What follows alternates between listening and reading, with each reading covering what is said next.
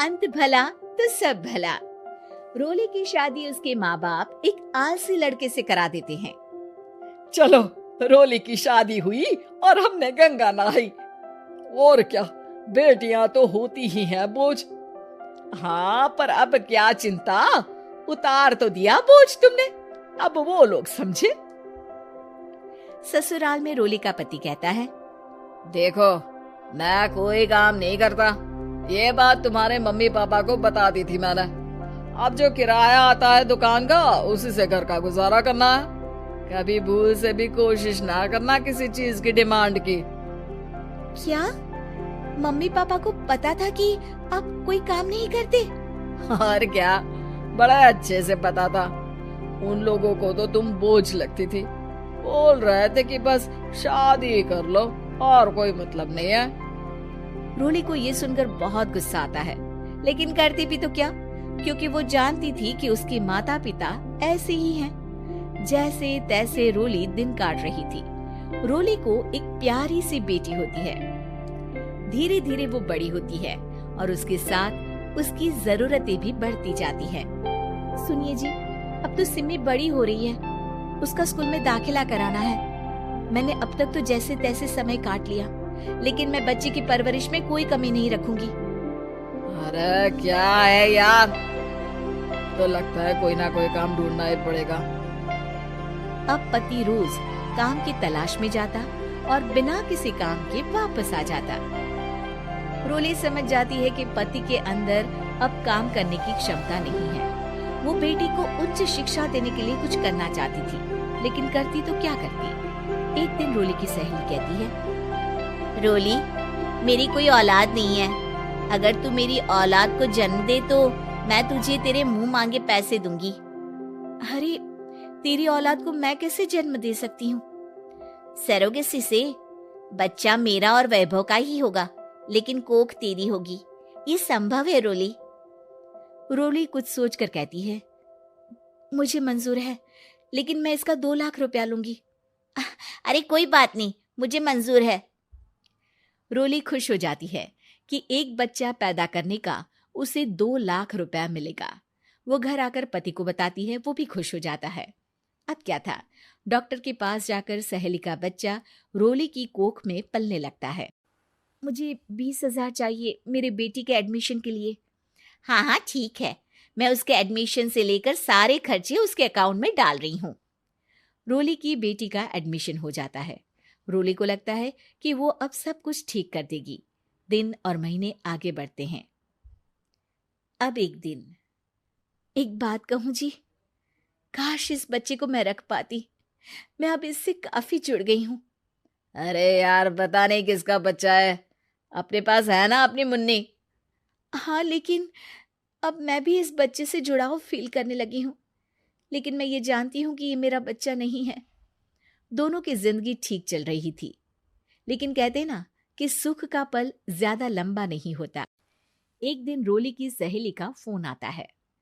रोली, मुझे अब ये बच्चा नहीं चाहिए, मैं अपने पति को छोड़ रही हूँ। अरे लेकिन मुझे पैसों की जरूरत है, बच्चा तुम्हारा है, मैं क्या करूंगी? सहेली बिना कुछ बोले फोन काट देती है, फोन स्विच ऑफ कर देती है।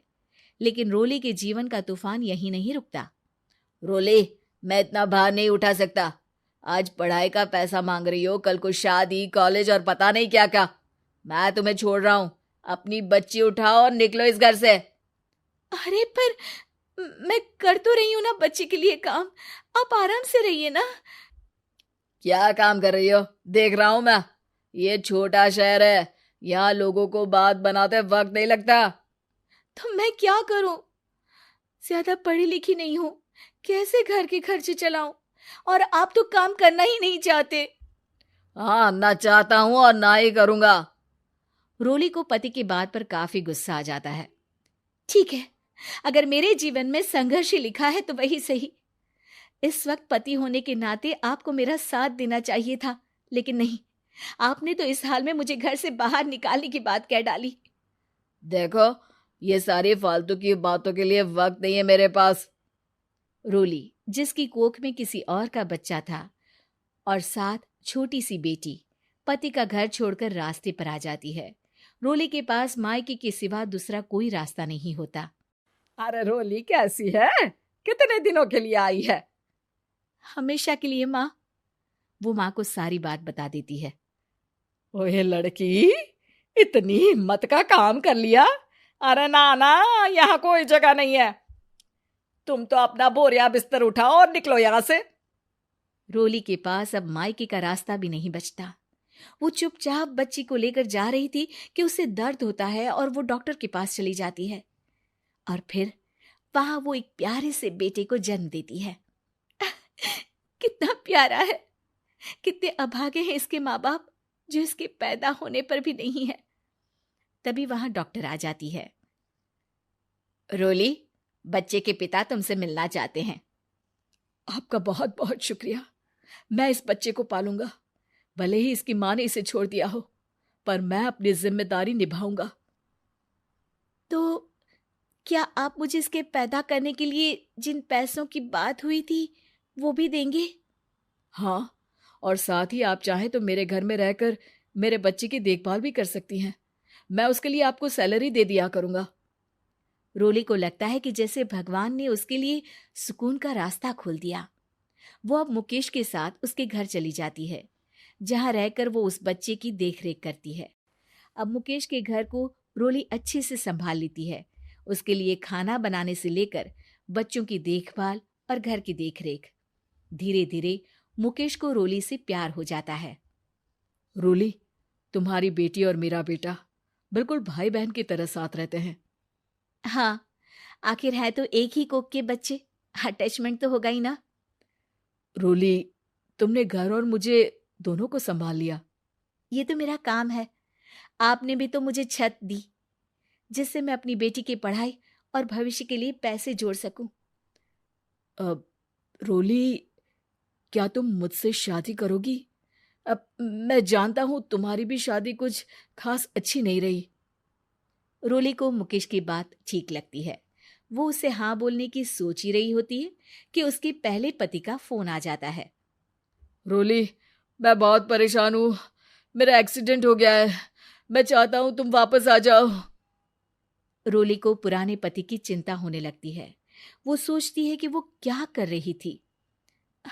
हाँ ठीक है, मैं आ रही हूँ। हाँ रोली, आ जाओ, लेकिन बच्ची को कहीं हॉस्टल में छोड़कर आना, क्योंकि मैं नहीं चाहता कि हम लोगों के बीच फिर से वो सारी बातें हो। रोली को समझ आ जाता है कि पति आज भी सुधरा नहीं है।